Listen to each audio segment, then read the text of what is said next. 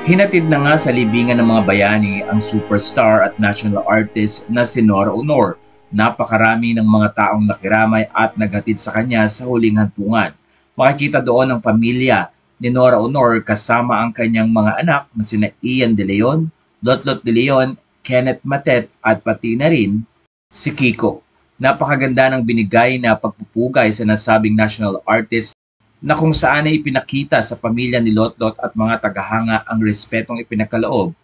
sa industriyang nagbigay ng napakaraming opportunities hindi lamang kay Nora Honor pati na rin sa mga artista na kung saan ay nakilala ang ating bansa sa galing na rin hindi lamang sa pagkanta ngunit pati na rin sa mga pelikulang na-produce at naipalabas sa mga sinihan.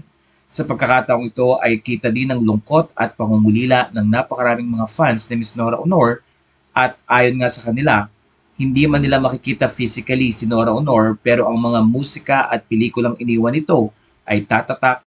at paulit-ulit nilang babalikan upang maalala nga ang magagandang pelikulang iniwan ng nasabing aktres.